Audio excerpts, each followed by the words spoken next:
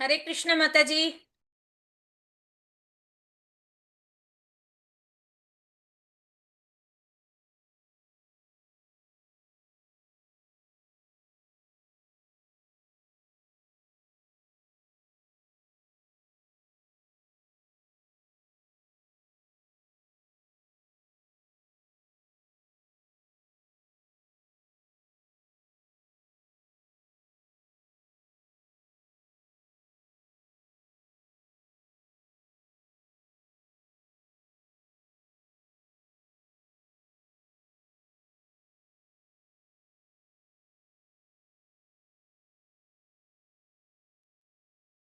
హరే కృష్ణ.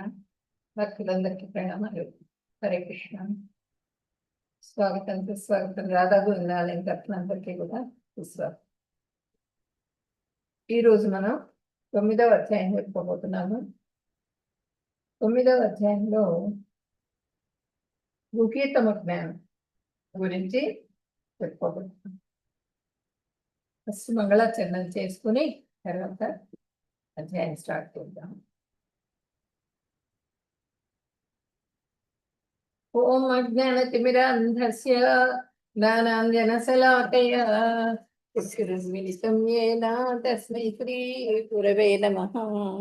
శ్రీచైతన్యమనోభీష్టం స్థాపితం యేన భూతలే స్వయం రూపः కదా మహ్యం దదాతి స్వపదాంతికం. వందేహం శ్రీగురో శ్రీయుతపదకమలం శ్రీగురున్ వైష్ణవాంశ్చ శ్రీరూపం సాగ్రజాతం సహగణ రఘునాథాన్వితం తం సజీవం సాద్వైతం సావధూతం పరిజన సహితం కృష్ణ చైతన్య దేవం శ్రీ రాధా కృష్ణ పాదాన్ సహగణ లలిత శ్రీ విశాఖాన్వితంశ్చ. హే కృష్ణ కరుణా సింధో దీనబంధో జగత్పతే గోపేశ గోపికా కాంత రాధా కాంత నమోస్తుతే. తప్త కాంచన గౌరాంగీ రాధే బృందావనేశ్వరీ వృషభానుసుతే దేవి ప్రణమామి హరిప్రియే. వాంఛాకల్పతరుభ్యశ్చ కృపా సింధుభ్య ఏవ చ పతితానాం పావనేభ్యో వైష్ణవేభ్యో నమో నమః. నమో విష్ణుపదాయ కృష్ణప్రేష్ఠాయ భూతలే శ్రీమతే భక్తివేదాంత స్వామినేతి నామినే. నమస్తే సరస్వతి దేవే గౌరవాణి ప్రచారిణే నిర్విశేష శూన్యవాది పాశ్చాత్య దేశతారిణే. జయ శ్రీ కృష్ణ చైతన్య ప్రభు నిత్యానంద శ్రీ అద్వైత గదాధర శ్రీవాసాది గౌర భక్త బృంద. హరే కృష్ణ కృష్ణ కృష్ణ హరే హరే హరే రామ రామ రామ హరే హరే. హరే కృష్ణ. ఈరోజు మనము 9వ అధ్యాయం నవమ అధ్యాయం అంటే గుహ్యతమ జ్ఞానం గురించి చెప్పుకోబోతున్నాము. ఇప్పుడు మనం చెప్పుకుంటున్నది భక్తి యోగం గురించి చెప్పుకుంటున్నాము. ఈ భక్తి యోగంలో మొత్తం 6 అధ్యాయాలు ఉన్నాయి. ఈ 6 అధ్యాయాల్లో మనకి 7-8 అధ్యాయాలు మనకి శ్రవణం గురించి, కీర్తనం గురించి చెప్పుకోవడం జరిగింది, స్మరణం గురించి. తర్వాత ఇప్పుడు ఈ 9-10 అధ్యాయాల్లో మనం శుద్ధ భక్తి గురించి చెప్పుకుంటాం అన్నమాట. శుద్ధ భక్తి అంటే ఏంటి? ప్రధానీభూత భక్తి, కేవల భక్తి. ప్రధానీభూత భక్తి అంటే ఏంటి, కేవల భక్తి అంటే ఏంటి అనే దాని గురించి చెప్పుకుందాము. నా భక్తుడివి కమ్ము యుద్ధము చేయము అనే విషయాన్ని ఈ అధ్యాయంలో చెప్తున్నారు. భక్తులు భగవంతుని అనుగ్రహ పాత్రులు అనే విషయాన్ని కూడా మనం చెప్పుకుంటాం ఈ అధ్యాయంలో. భౌతిక జగత్తులో కృష్ణుని సంబంధం అచింత్యమైనది అనమాట, కృష్ణుడితో ఉన్నటువంటి సంబంధం. తర్వాత స్వరూప జ్ఞానం మహాత్ములకు తెలుసు కానీ మూఢులకు తెలియదు అనే విషయాన్ని కూడా చెప్పుకుంటాము. ఈ భక్తులు భగవంతుడికి అనుగ్రహ పాత్రులు, స్వభావ జ్ఞానం ఇది. దీని గురించి కూడా మనం ఈ అధ్యాయంలో చెప్పుకుంటాం.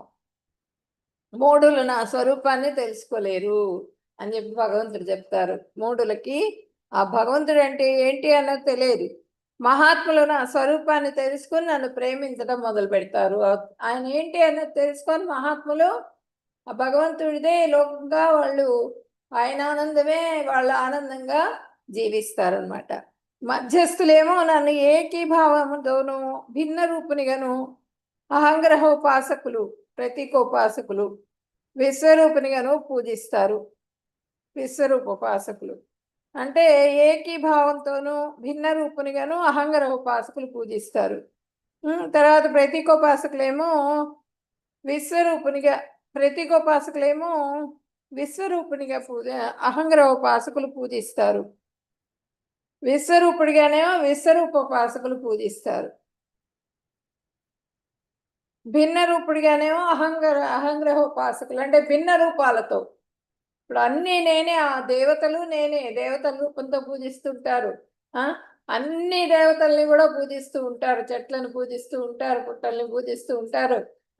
అక్కడ భగవంతుడు ఉన్నాడంటారు, ఇక్కడ భగవంతుడు ఉన్నారు. అంటే భౌతికమైనటువంటి కోరికలు తీరటం కోసంగా అవన్నీ కూడా చేస్తూ ఉంటారు వీళ్ళు అహంగ్రహోపాసకులు. భిన్న రూపుడుగా ఏ పూజ చేసినప్పటికీ కూడా భగవంతుడికే చేరుతుంది. తర్వాత ప్రతీకోపాసకులు, తర్వాత విశ్వరూపోపాసకులు అనమాట.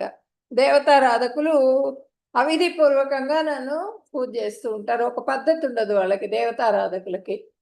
వాళ్ళు చెప్పిందే పద్ధతి, వాళ్ళు చేసేదే పూజ. ఆ విధంగా వాళ్ళు దేవతల్ని ఆరాధన చేస్తూ ఉంటారు. అంటే ఏంటంటే తీసుకెళ్ళిపోతారు, గుడ్లు కొట్టేస్తూ ఉంటారు, ఆ పుట్టలో పాలు పోస్తూనే ఉంటారు, ఆ గుడ్లు వేసేస్తారు అక్కడ.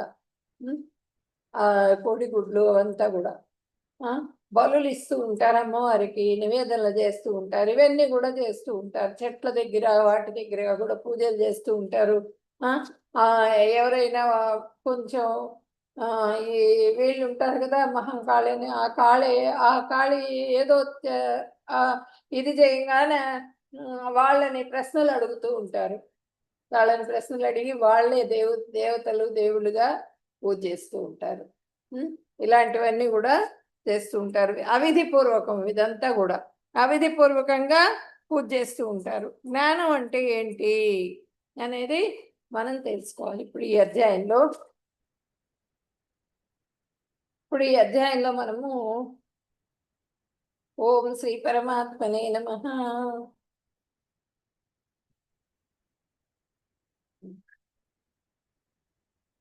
నవమాధ్యాయః రాజవిద్యా రాజగుహ్యయోగः. శ్రీభగవానువాచ ఇదంతు తే గుహ్యతమం ప్రవక్ష్యామ్యనసూయవే జ్ఞానం విజ్ఞాన సహితం యజ్ఞాత్వా మోక్షసే అశుభాత్. జ్ఞాన విజ్ఞానాలతో కూడినటువంటి జ్ఞానాన్ని, గుహ్యతమ జ్ఞానాన్ని నీకు అందిస్తాను నేను. అర్జునుడు అడుగుతున్నారు, ఏమడుగుతున్నారు? కిం తద్ బ్రహ్మ కిమధ్యాత్మం. ఇది ఏంటి, ఇది 8వది వచ్చింది, సారీ 9వ అధ్యాయం కదా.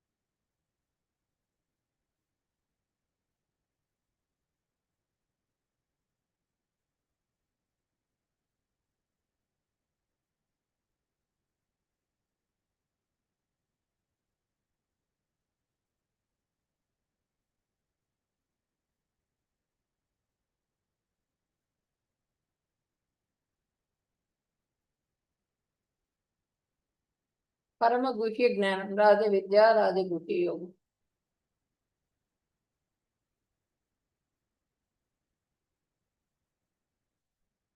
శ్రీ భగవానువాచ ఇదంతు తే గుహ్యతమం ప్రవక్ష్యామ్యనసూయవే జ్ఞానం విజ్ఞాన సహితం యజ్ఞాత్వా మోక్షసే అశుభాత్. భగవంతుడు చెప్తున్నారు, భగవానుడు ఏం చెప్తున్నారు, అర్జున నీవు నా పట్ల ఏనాడు అసూయపడని వాడు కానందున ఈ అత్యంత రహస్యమైన జ్ఞానాన్ని మరియు అనుభవపూర్వకమైన జ్ఞానాన్ని, నీ విజ్ఞానాన్ని నీకు నేను తెలియజేస్తాను. ఇది తెలుసుకున్న నీవు భౌతిక కష్టాల నుంచి ముక్తిని పొందుతావు. భౌతిక కష్టాలు ఏంటి? ఆయనకి ఆ మోహంలోకి, తమో గుణంలోకి వెళ్ళిపోయినారు. ఆ గుణాల ప్రభావం మూలంగా కష్టపడుతున్నారు. ఆ భౌతికమైనటువంటి లోకంలో ఉన్న ప్రతి జీవి కూడా ఆ కష్టాలు ఉంటాయి వాళ్ళకి. 3 గుణాలతో బాధపడుతూ ఉంటారు వాళ్ళు. కాబట్టి ఆ కష్టాల నుంచి ఎప్పుడు బయటపడతాము? ఈ గుహ్యతమ జ్ఞానం, ఈ జ్ఞానాన్ని తెలుసుకున్నప్పుడు వాళ్ళు బయటపడతారు. అటువంటి జ్ఞానాన్ని నీకు తెలియజేస్తాను నేను అని చెప్తున్నారు అనమాట. అంటే ఇక్కడ మనం జ్ఞానం అంటే త్వం పురుష తత్పురుష ఐక్య జ్ఞానాన్ని తీసుకోకూడదు అర్థం. ఈ జ్ఞానం అంటే ఏం తీసుకోవాలంటే శుద్ధ భక్తి. జ్ఞానం అంటే శుద్ధ భక్తిని తీసుకోవాలి ఇక్కడ. ఆ శుద్ధ అంటే ఈ త్వం పురుష తత్పురుష ఐక్య జ్ఞానం ఏంటంటే అవ్యయం. అవ్యయం అంటే ఈ వ్యయం అయిపోతుంది. ఇది అవ్యయం అయింది ఏదంటే గుహ్యతమ జ్ఞానం. త్వం పురుష తత్పురుష ఐక్య జ్ఞానం ఏంటంటే అది వదిలేస్తారనమాట. కొంత దూరం వెళ్ళిన తర్వాత శుద్ధ భక్తిలో ప్రవేశించిన తర్వాత ఆ జ్ఞానాన్ని వదిలేస్తారు వాళ్ళు. శుద్ధ భక్తిలో ఇంప్రూవ్ అయ్యేదానికి ప్రయత్నం చేస్తారనమాట. త్వం పురుష తత్పురుష జ్ఞానాన్ని వదిలేస్తారు. వదిలేసి దాంట్లో ఇంప్రూవ్ అయ్యేదానికి చూస్తారు. కాబట్టి ఇదేంటంటే ఈ జ్ఞానాన్ని మనము ఆ విధంగా తీసుకోకూడదు, శుద్ధ భక్తిగా తీసుకోవాలన్నమాట దీన్ని. ఈ శుద్ధ భక్తి అంటే ఏంటంటే అవ్యయం, అవ్యయమైనటువంటి జ్ఞానం. ఇది వ్యయం కానటువంటిది. అది వ్యయం అయ్యే జ్ఞానం ఏదంటే కంపురుష తత్పురుష ఐక్య జ్ఞానమేమో వ్యయం అయిపోతుంది. అది అంటే వదిలేస్తాం మనం దాన్ని శుద్ధభక్తిలోకి ప్రవేశించగానే. ఇదేంటంటే వదలకుండా ఉండేటువంటి జ్ఞానం అనమాట. దీని మూలంగా మనకి మోక్షం ప్రాప్తిస్తుంది. దాని మూలంగా భగవత్ ప్రాప్తి కలుగుతుంది. అంటే శుద్ధ సాధువులు దొరుకుతారు.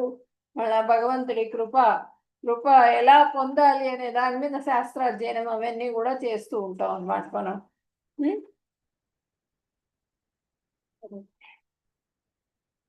ఇదేంటంటే శుద్ధ భక్తిలో ప్రవేశించడానికి శ్రద్ధ కావాలి. శ్రద్ధ అంటే ఏంటంటే శాస్త్రార్థ విశ్వాసం అంటే శ్రద్ధ. శాస్త్రాలలో ఆ శాస్త్రం ఇప్పుడు భగవద్గీత వింటున్నారు మీరు, భగవంతుడు చెప్తున్నారు. భగవంతుడు చెప్పిన దాని మీద శ్రద్ధ కావాలి. ఆయన చెప్పిన నిజం, ఆయన చెప్పిన దాని మీద విశ్వాసం కావాలి మనకి. విశ్వాసంతో ఉండి దాన్ని ఆచరించినప్పుడే మనకి శ్రద్ధ దృఢం అవుతుంది అనమాట. దృఢ శ్రద్ధ అంటే మనం భక్తిలో ప్రవేశించి భక్తి చేస్తూ ఉన్నప్పుడు మనకి అంతఃకల్మషాలు ఆటోమేటిక్గా ఒక్కొక్కటే తొలగిపోతాయి. ఈ జ్ఞానం అనేది ఏంటంటే త్వంపురుష తత్పురుష ఐక్య జ్ఞానం. అది యోగ యమ నియమ ఆసన ప్రాణాయామ ప్రత్యాహార ఇవి చేస్తారు కదా. అవి చేసేటప్పుడు ఈ జ్ఞానాన్ని తీసుకుని వాళ్ళు తోడుగా వాళ్ళు ఏం చేస్తారు, యమ నియమాలు అవన్నీ చేస్తుంటారు. అవి చేసేటప్పుడు ఏంటంటే వాళ్ళకి అంతఃకల్మషం ఉంటుంది. ఆ కల్మషాన్ని తొలగించుకోవటం కోసంగా ఒక్కొక్క స్టేజ్కి వెళ్ళేటప్పుడు ఆ జ్ఞానాన్ని తీసుకొని ఆ స్టేజెస్లో వాళ్ళు ఇంప్రూవ్ అవుతూ ఉంటారు. లాస్ట్కి వాళ్ళు బ్రహ్మజ్యోతి దగ్గరికి లీనమైపోతారు వాళ్ళు. కానీ శుద్ధ భక్తులు అనుకోండి, శుద్ధ భక్తులు అయితే గనక వాళ్ళు శుద్ధ భక్తిలో దృఢమైన శ్రద్ధ ద్వారా, విశ్వాసం ద్వారా శాస్త్రాధ్యయనం చేసి, అంటే ఒక గురువు ఏర్పాటు చేసుకొని అప్పుడు ఆ గురువు చెప్పిన శాస్త్రాలన్నీ కూడా వినడం ద్వారా దృఢ శ్రద్ధ అర్హత అనమాట. శుద్ధ భక్తికి దృఢమైన శ్రద్ధ విశ్వాసం అనేది లేకపోతే వాళ్ళు చేయలేరు భక్తి. కాబట్టి కృష్ణ భగవాన్ ఎవరైతే శరణాగతి పొందుతారో వారు భయ విముక్తులు అవుతారు. భయంలో నుంచి బయటపడగలుగుతారు. అభయం అనేది లభిస్తుంది వాళ్ళకి. శరణాగతి పొందని వాళ్ళకి భయం నుండి విముక్తి గారు వాళ్ళు. శరణాగతి భగవంతుడికి శరణాగతి ఎవరైతే పొందరో వాళ్ళు అభయం నుంచి విముక్తిగా, అభయం అనేది లభించదు వాళ్ళకి. ఎప్పుడు ప్రతి అడుగు ప్రమాదంగానే కనిపిస్తుంటుంది, ప్రతిదీ అనుమానంగా కనిపిస్తుంటుంది, ఏది చేయాలన్నా భయపడుతూ ఉంటారు. అవన్నీ కూడా మనకి భక్తులు కాని వాళ్ళ లక్షణాలు. శుద్ధ భక్తిలోకి ఎప్పుడైతే ప్రవేశించారో, భగవంతుడిని పూర్తిగా నమ్మటం మొదలుపెట్టారో, ఆ శాస్త్రాధ్యయనం చేస్తూ దృఢమైన శ్రద్ధ, విశ్వాసం అనేవి ఏర్పడతాయి అన్నమాట. శాస్త్రాలపై సందేహాలు నివృత్తి చేసుకోవటం ద్వారా ఆనుకూల్యస్య సంకల్ప, అనుకూలమైన వాతావరణం ఏర్పడుతుంది. మనం సంకల్పం అనుకూలంగా చేసుకున్నప్పుడు, దీనికి భక్తికి అనుకూలంగా మనము చేసుకున్నప్పుడు మనకు వచ్చే ఆటంకాలన్నీ కూడా ఆటోమేటిక్గా తొలగిపోతాయి. ప్రతికూల్యస్య వర్జనం, ఏవైతే భక్తి ప్రతికూలంగా ఉన్నాయో వాటిని వదిలేయాలి. ఆనుకూల్యస్య సంకల్ప, ఏవైతే అనుకూలంగా ఉంటాయో వాటిని మనం తీసుకోవాలి. ప్రాతికూల్యస్య వర్జనం, ఏవైతే ప్రతికూలంగా ఉంటాయో వాటిని వదిలేసేయాలి. అలా ఆ విధంగా చేస్తూ వాళ్ళు దృఢమైన విశ్వాసము, శ్రద్ధ పెంచుకోవడం ద్వారా శుద్ధ భక్తులుగా వాళ్ళు స్థిరంగా కావటం ద్వారా భక్తిలో ఇంప్రూవ్మెంట్ అనేది కలుగుతుంది. ఇప్పుడు ఈ భక్తి మనకి ప్రధానీభూత భక్తి, కేవల భక్తి. ఈ ప్రధానీభూత భక్తి అంటే ఏంటి? మనకి ఒక్క నిమిషం. ఇప్పుడు కేవల భక్తి అంటే ఏంటి? అకించన భక్తి. అకించన భక్తి తర్వాత విశుద్ధ భక్తి, అనన్య భక్తి, ఇవన్నీ పేర్లు కూడా ఉన్నాయి కేవల భక్తికి. కేవల భక్తి అంటే శుద్ధ భక్తి అనమాట. భగవంతుడిని పూర్తి విశ్వాసం, సంపూర్ణ విశ్వాసంతో భక్తి చేయటం కేవల భక్తి అంటే. నిరంతరం స్వరూప సిద్ధ భక్తి చేయటాన్ని కేవల భక్తి అంటారు. నిరంతరం కంటిన్యూస్గా 24/7 భగవంతుడి నామస్మరణ, భగవంతుడి సేవ, భగవంతుడి ఆనందమే నా ఆనందం అనుకోవటం, ఆ భగవంతుడి సేవలో పూర్తిగా నియుక్తమైపోవటమే కేవల భక్తి.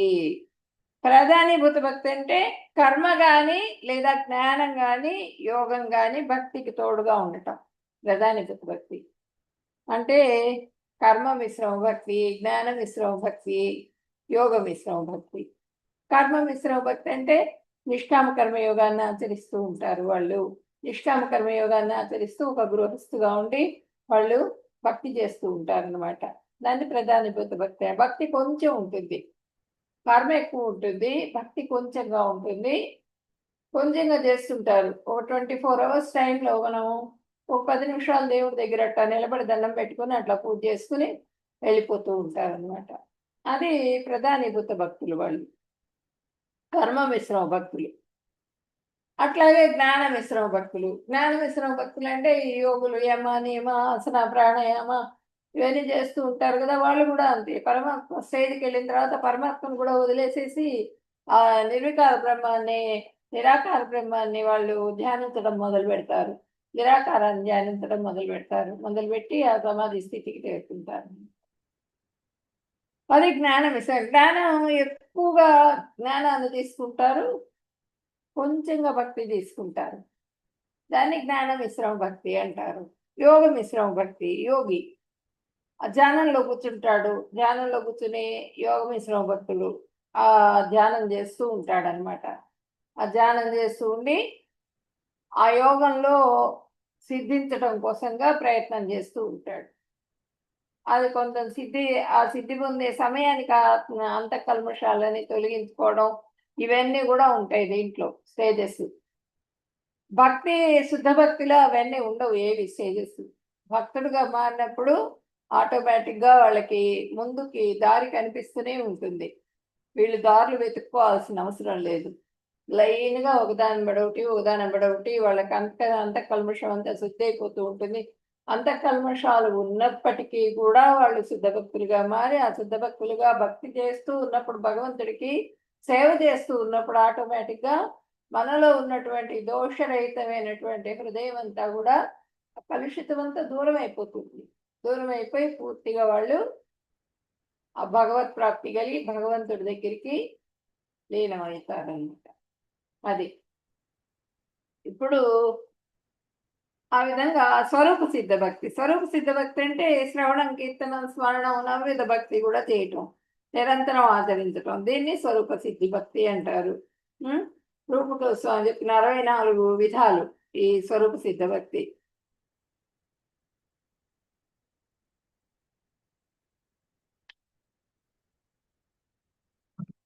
ఈ స్వరూప సిద్ధ భక్తినే ప్రధానీభూత భక్తి అని కూడా అంటారనమాట.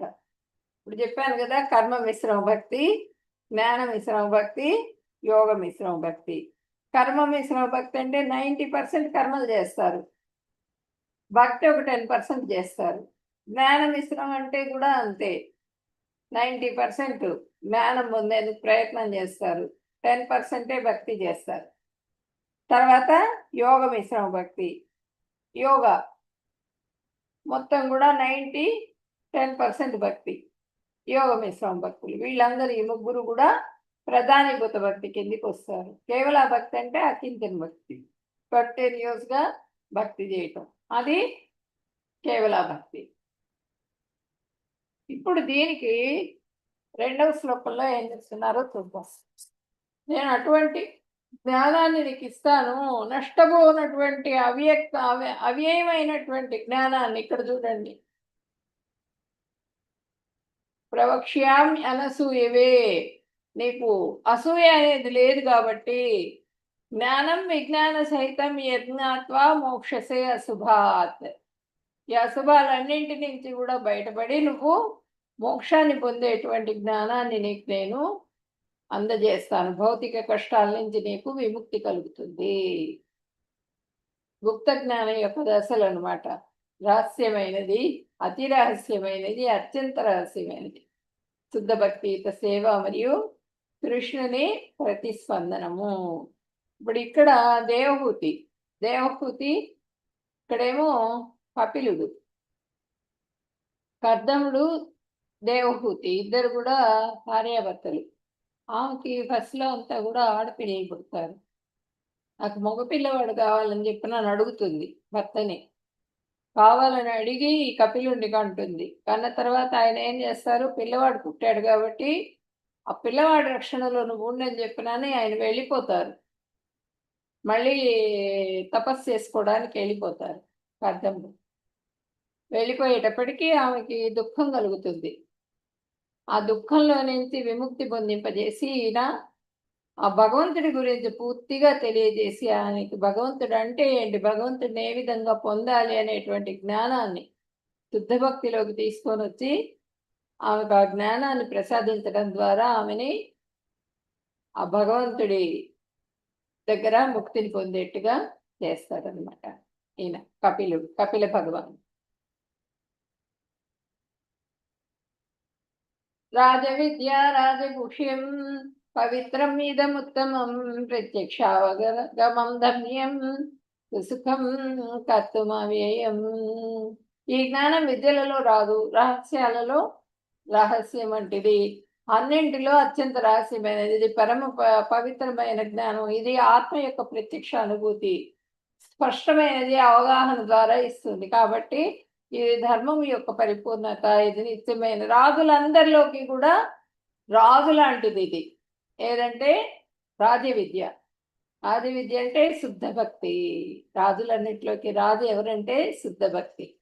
ఆ శుద్ధ భక్తి అనేది అంత ముఖ్యమైనటువంటిది అని చెప్పినని ఇక్కడ చెప్తున్నారు అనమాట. ఇది ఎంతో ఒక ఇది మన మన ఏంటంటే ముఖ్యమైన వస్తువులు ఉంటాయి మనవి. ముఖ్యమైన వస్తువులు ఉంటే అవేం చేస్తాం, చక్కగా మధ్యలో పెట్టి దాన్ని ఒక చక్కగా ప్యాక్ చేసుకుని జాగ్రత్తగా పెట్టుకుంటాం. అదేవిధంగా గుహ్యంగా పెట్టుకుంటాం, కనిపించకుండా ఎవరికి. అదేవిధంగా ఈ గుహ్యమైనటువంటి జ్ఞానాన్ని కూడా ఆ విధంగానే పెట్టారు మనకి. ఆ గుహ్యమైన జ్ఞానాన్ని రాజులందరిలో కూడా రాజు లాంటిది ఇది ఈ జ్ఞానం. ఈ జ్ఞానాన్ని తెలుసుకోవడం ద్వారా నువ్వు ముక్తిని పొందుతావు అని చెప్పి అర్జునుడికి చెప్తున్నారు అనమాట. ఈ జ్ఞానాన్ని నీకు నేను తెలియజేస్తాను. ఈ జ్ఞానంలో ఏమున్నాయి? నాలెడ్జ్ ఉంది, గీతా నాలెడ్జ్, సైన్స్, ఆస్ట్రాలజీ, మళ్ళీ ఆయుర్వేదం, ట్యూషన్లు, ఇవన్నీ కూడా మొత్తం అన్నీ ఉన్నాయి ఆ భగవద్గీతలో, భగవంతుడి దగ్గర, భగవంతుడు చెప్పిన దీంట్లో విద్యలో. అది మొత్తం వాటన్నింటి గురించి నీకు తెలియజేస్తాను. శుద్ధ భక్తుడిగా అయ్యి నువ్వు నా దగ్గరికి వచ్చేటువంటి మార్గాన్ని కూడా నీకు నేను చూపిస్తాను. సుసుఖం కర్తుమవ్యయం, సుఖమైనటువంటిది జ్ఞానం. సుసుఖం, నువ్వు చేసేటప్పుడు కూడా సుఖమైనటువంటిది. కర్తం అవ్యయం, ఇది నష్టపోనటువంటి జ్ఞానం. ఇది ప్రత్యక్షావగమం ధర్మ్యం, ధర్మాలన్నింటిలో కూడా ప్రత్యక్షమైనటువంటిది ఇది. అన్ని ధర్మాలే. సర్వధర్మాన్ పరిత్యజ్య మాం ఏకం శరణం వ్రజ అని చెప్పారు భగవంతుడు. అన్ని ధర్మాలన్నీ వదిలేసేయి, నువ్వు శుద్ధ భక్తి చేసుకో, చేసుకుని ఈ భక్తి ద్వారా నన్ను చేరుకో. నువ్వు దృఢమైన శ్రద్ధ, విశ్వాసం, భక్తి, ఇవే ముఖ్యం నాకు. కాబట్టి నువ్వు చేసే ధర్మాలేంటి? అన్ని రకరకాల యోగాలు చేస్తూ ఉంటావు నువ్వు. అవన్నీ ఏమి అవసరం లేదు, భక్తి ఒక్కటే చేయి నువ్వు. సర్వధర్మాన్ని పరిత్యజ్య, ఆ ధర్మం, భక్త ధర్మం అని, భార్య ధర్మం అని, కుమారుడి ధర్మం అని, ధనం అంతా సంపాదించి పెట్టడం, ఇవన్నీ కూడా అన్ని రకాలుగా మనం కష్టపడుతూ ఉంటాం. అవన్నీ ఏమీ అవసరం లేదు. శుద్ధ భక్తి చేయి, శుద్ధ భక్తి చేసి నువ్వు నా దగ్గరికి రా అని చెప్పినని భగవంతుడు చెప్తున్నారు అనమాట. పవిత్రం ఇదముత్తమం, ఎంతో పవిత్రమైనటువంటి జ్ఞానం ఇది. రాజులందరిలోకి రాజు లాంటిది ఇది ఈ జ్ఞానం. కాబట్టి ఈ జ్ఞానాన్ని గురించి నీకు నేను తెలియజేస్తున్నాను అని చెప్పినని భగవంతుడు చెప్తున్నారు ఇక్కడ.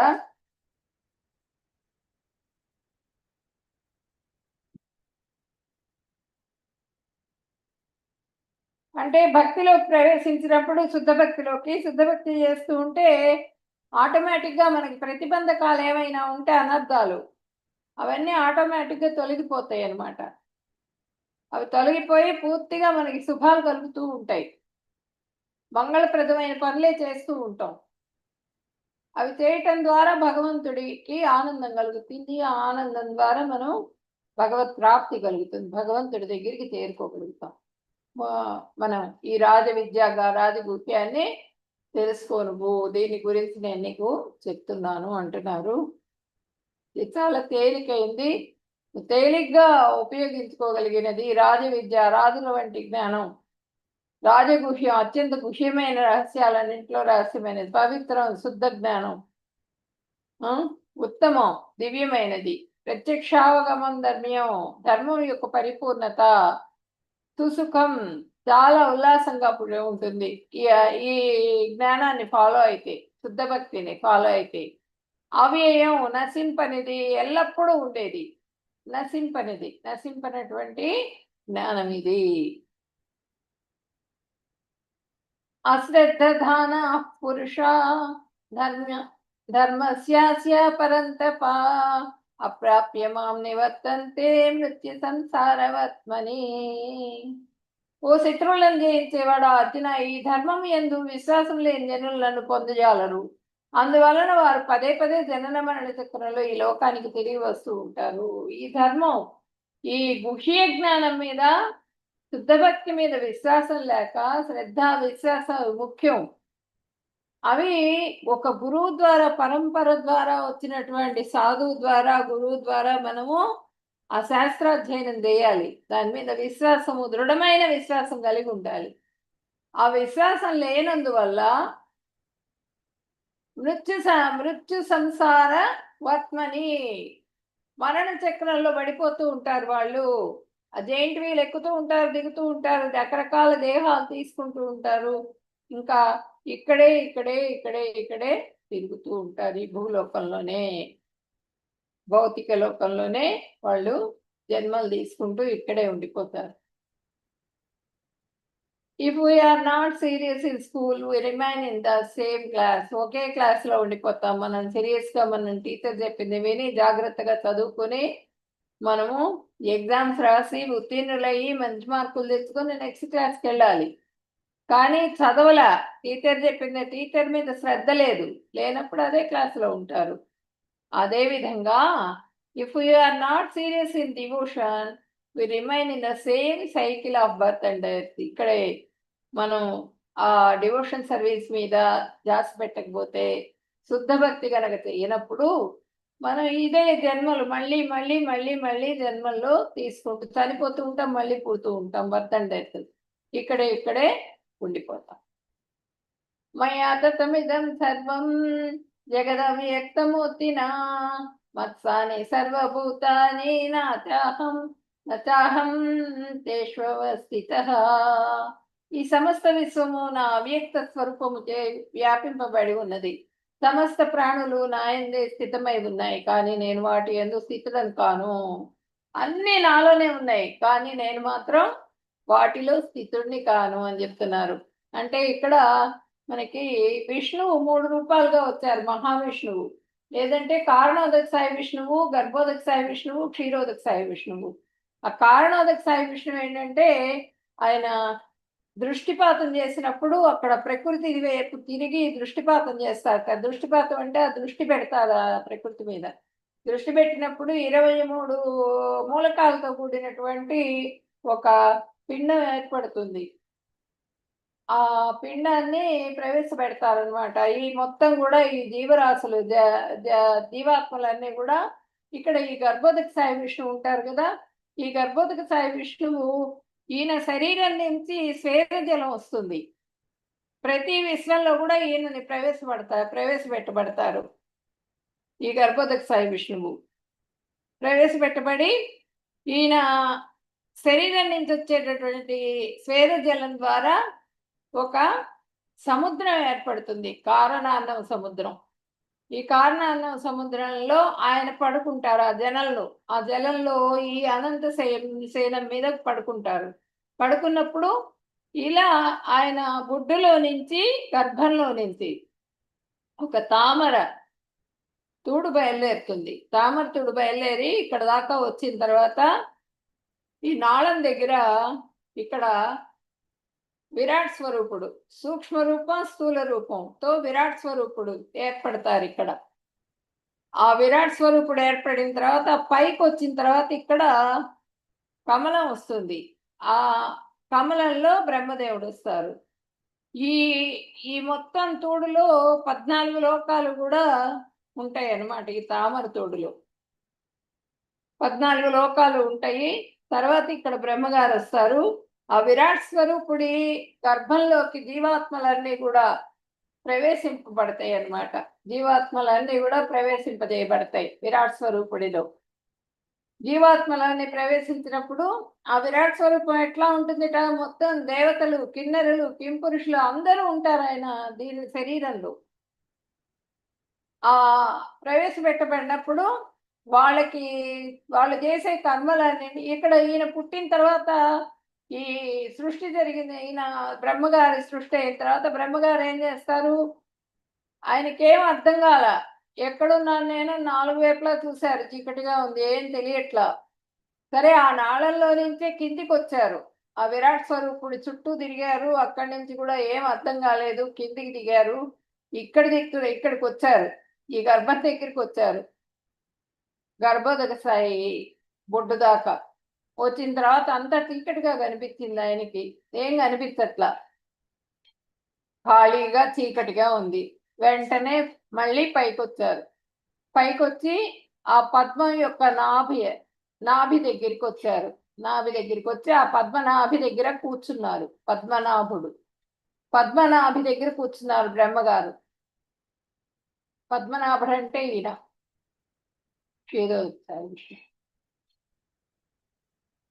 ఆ దీని దగ్గర కూర్చుండేటప్పటికీ ఆయనకి తపస్సు చేయమని చెప్పనని ఆజ్ఞ వచ్చిందనమాట. తప తప తప అని సౌండ్ వినిపించింది. ఎప్పుడు వాళ్ళకి దేవతలకు కూడా భగవంతుడు డైరెక్ట్ గా దర్శనం ఇవ్వడు అనమాట. భగవంతుడి ఆ ఆదేశాలన్నీ కూడా సౌండ్ ద్వారానే వస్తూ ఉంటాయి వాళ్ళకి, దేవతలకు కూడా. అందుకే వాళ్ళు కూడా ఎదురు చూస్తూ ఉంటారు భగవంతుడి దర్శనం ఎప్పుడైతుందా అని చెప్పినని. అట్లా తప అని వినిపించేటప్పటికి ఆయన తపస్సు చేయటం మొదలుపెట్టారు. తపస్సు చేయటం మొదలు పెట్టేటప్పటికి 1000 సంవత్సరాలు తపస్సు చేసిన తర్వాత అప్పుడు ఆ బ్రహ్మగారికి దర్శనమైంది. ఈ విష్ణుమూర్తి దర్శనమైంది, గర్భోదక సాయి విష్ణు దర్శనమైంది అనమాట. దర్శనమైన తర్వాత ఆయన సృష్టి చేయమని చెప్పనని ఆదేశించారు బ్రహ్మగారిని. దర్శనం జరిగింది. తర్వాత విశ్వాలన్నీ కూడా చూపించారు ఆయనకి. ఆధ్యాత్మిక విశ్వాలు, వైకుంఠాలన్నీ చూపించారు ఆయన బ్రహ్మగారికి. వైకుంఠాలన్నీ చాలా దివ్యమైన తేజస్తో ఉన్నాయట ఆ వైకుంఠాలన్నీ కూడా. ఆ దివ్య తేజస్తో ఉన్నటువంటి వైకుంఠాలన్నీ చూశారు బ్రహ్మగారు. ఆ సహస్ర లక్ష్ములు సేవించటము అందరినీ చూశారు. చూసిన తర్వాత ఆయన ఏం చేశారంటే ఆ మహావిష్ణువు ఈయనకి చెప్పారు, నువ్వు సృష్టి చెయ్యి, జీవరాశులన్నింటినీ సృష్టించు అని చెప్పినాను ఆదేశించారు. అప్పుడు ఆయన సృష్టి చేయటం మొదలుపెట్టారు. ఈ విరాట్ స్వరూపుడిలో ఉన్నటువంటి జీవాత్మలన్నింటినీ కూడా తీసుకుని వాటికి కర్మల్ని యాడ్ చేసి వాటి కర్మ ప్రకారంగా జీవాత్మకి జన్మనిచ్చారు. ఒక దేహాన్ని సృష్టించి ఆ దేహంలో ప్రవేశపెట్టారనమాట. వాళ్ళ కర్మను అనుసరించి వాళ్ళ గుణాలు వాళ్ళ కర్మ ప్రకారంగా వస్తాయి. గుణకర్మ విభాగ సహా అట్లా గుణాలు వస్తాయి. గుణాల ప్రకారంగా కర్మలు, ఆ కర్మలతో పాటుగా జీవాత్మని యాడ్ చేసి ఆయన సృష్టి అనేది చేయటం మొదలు పెట్టారు. మొత్తం కూడా అన్నిటికీ దేహాలన్నీ కూడా విశ్వాలన్నీ ఏర్పడ్డాయి. ఇవన్నీ కూడా ఏర్పడ్డాయి విశ్వాలన్నీ కూడా. ఈ భౌతిక విశ్వాలు ఇవన్నీ ఇక్కడ చూడండి. ఇక్కడ భూలోకం, భువర్లోక, సువర్లోక, మహాలోక, జనలోక, తపలోక, సత్యలోక, ఇవన్నీ కూడా ఈ 7 ప్లానెట్స్. తర్వాత కింద అతల, వితల, సుతల, తలాతల, మహాతల, రసాతల, పాతాళ, ఇవి మొత్తం కూడా 14. మధ్యలో భూలోకం ఉందన్నమాట. ఇవన్నీ హయ్యర్ ప్లానెట్స్ అయితే ఇవన్నీ లోయర్ ప్లానెట్స్. అంటే అడుగున ఉంటాయి, భూమి అడుగున. ఇవన్నీ కూడా ఈ హయ్యర్ ప్లానెట్స్ లోకి వెళ్ళినా కూడా మళ్ళీ జన్మ తీసుకోవాల్సిందే. మనం కొంచెం భక్తి చేసుకుని ఆ స్వర్గానికి వెళ్ళినా ఏ లోకానికి వెళ్ళినా సరే ఈ దీంట్లో ఉండే ప్రతి హయ్యర్ ప్లానెట్స్ లో ఉండే ప్రతి వాళ్ళకి కూడా మళ్ళీ జన్మ తీసుకోవాల్సిందే. అన్నింటికన్నా హైట్ ఏదంటే ఆ గోలోకధామం. ఆ గోలోకధామానికి మనం శుద్ధ భక్తులుగా మారినప్పుడు, శుద్ధ భక్తి చేసుకున్నప్పుడు డైరెక్ట్గా హరే కృష్ణ నామం జపం చేసేవాళ్ళు డైరెక్ట్గా గోలోకధామానికి చేరుకుంటారు అన్నమాట. అయినను సృష్టించబడిన సర్వ ప్రాణులు నాలో స్థిరంగా ఉండవు. నా దివ్యశక్తి యొక్క అద్భుతాన్ని తిరకించుము. నేను సమస్త ప్రాణుల సృష్టికర్తను, నిర్వాహకుడునైనా నేను వాటిచే కానీ లేదా భౌతిక ప్రకృతి కానీ ప్రభావితం కాను. అన్నీ నేను చేస్తున్నా. సృష్టి అంతా నేను చేస్తున్నా. భౌతిక లోకాలు, ఆధ్యాత్మిక లోకాలు అన్నీ సృష్టిస్తున్నా. ఈ గాలి, నీరు అన్నీ కూడా నావే. నా నుంచి వచ్చినటువంటి ఐశ్వర్య జ్ఞానం, ఆధ్యాత్మిక జ్ఞానం, ఇదంతా కూడా భౌతిక జ్ఞానం మొత్తం అంతా భౌతికంగా సృష్టి మొత్తం కూడా నేను చేసిందే. అయినప్పటికీ కూడా వాటిల్లో నేను లేను. ఈ భౌతిక సృష్టిలో నేను అంటే దాంతో అటాచ్ కాను నేను అని చెప్పి భగవంతుడు చెప్తున్నారు. నేను చేసినప్పటికీ కూడా నేను దూరంగానే ఉంటాను, వాటికి అటాచ్ అవ్వను నేను. మీరు కూడా అలాగే ఉండాలి. మీరు చేసింది, మీరు చేసే కార్యక్రమాలన్నీ కూడా మీరు చేయండి.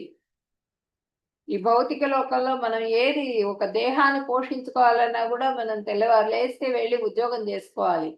4 రూపాయలు సంపాదించుకొని వచ్చి ఈ దేహాన్ని పోషించుకోవాలి. కాబట్టి నువ్వు ఏ పని చేస్తున్నా సరే నా నామాన్ని మర్చిపోవద్దు, నామ జపం చేస్తూ ఉండు అని చెప్పి భగవంతుడు చెప్తున్నారు. సర్వత్రా వీచే గాలి ప్రబలమైన గాలి కూడా ఎల్లప్పుడూ ఆకాశంలోనే స్థితమై ఉన్నట్లు, అదే విధంగా సర్వ ప్రాణులు కూడా ఎల్లప్పుడూ నాయందే స్థితమై ఉన్నాయి. ఆ విరాట్ స్వరూపం ఉంది కదా, ఆ విరాట్ స్వరూపంలో మొత్తం ప్రాణులన్నీ ఉన్నాయి, ఆ జీవులన్నీ కూడా జీవాత్మలు. కాబట్టి మనకి ఆ విరాట్ స్వరూపం 11 అధ్యాయంలో చూపిస్తారు. విశ్వరూప సందర్శనాలు అందరు ఉంటారు ఆయన దేహంలో. అందరి జీవాత్మలు వాళ్ళది విరాట్ స్వరూపంలోనే ఉన్నాయి. కాబట్టి ఎల్లప్పుడూ నాయన్నే స్థితమై ఉన్నాయి అనేది విషయాన్ని నువ్వు తెలుసుకో అని చెప్తున్నారు, జ్ఞానం ఇస్తున్నారు అన్నమాట ఇక్కడ. మయాధ్యక్షేణ ప్రకృతి సూయతే సచరాచరం హేతునానేన కౌంతేయ జగద్వి పరివర్తతే.